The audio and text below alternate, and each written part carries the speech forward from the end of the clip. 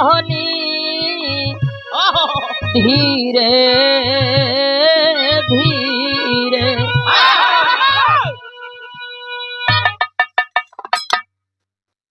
और इस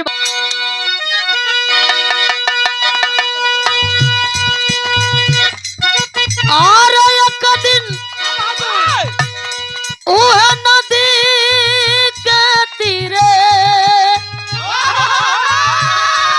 और जाती रहनी धीरे धीरे।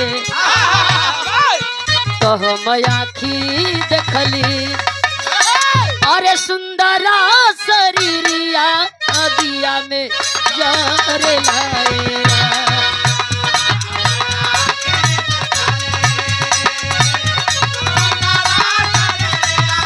अबिया में जरे घोरा।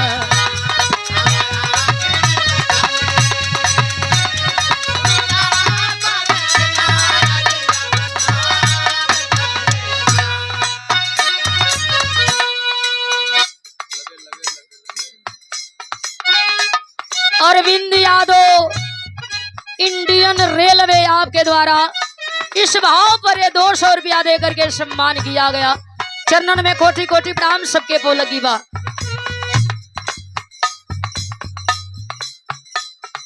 और हमारे गार्जियन बड़े भैया जी हमारे महादेव जी के आप परम मित्र हैं दिनेश डॉक्टर साहब। ये फूल के हजारों दलगुंजों में गूथा गया हार और ये शानदार रुपयों का पुरस्कार देकर के सम्मान किया गया।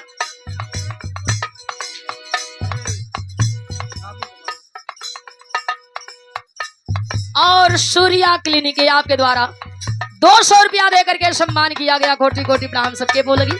आशीर्वाद की इच्छा बहुत बहुत बोलगी बा। कैसे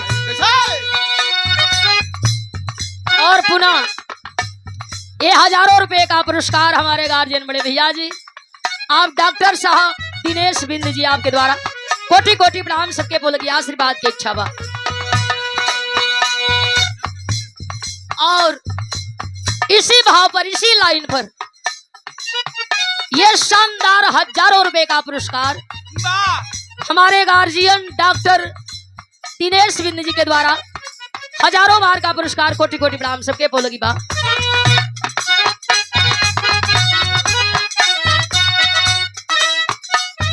और इस भाव पर गार्जियन आप मुन्ना प्रधान जी के द्वारा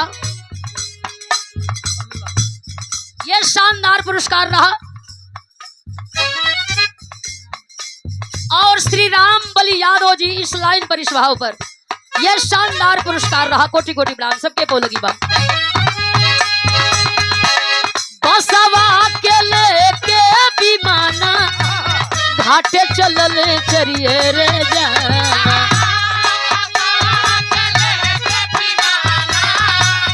घाटे चलले चरिए जाना।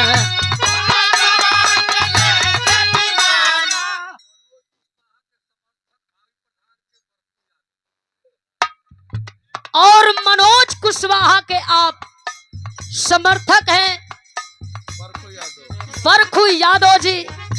ये हजारों हजार रुपया आप बड़े भैया मनोज कुशवाहा जी के सम्मान में आप पूज्य पिताजी बरखू यादव जी के द्वारा देकर के सम्मान की गई। कोटि कोटि प्रणाम सबके बोलगी। आशीर्वाद की इच्छा बा।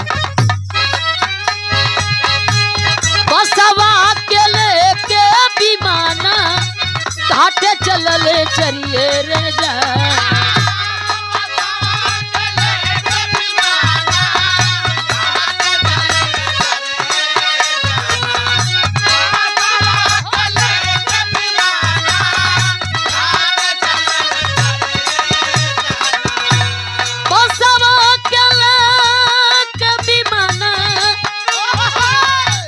घाटे चलले चरिए रे जाना।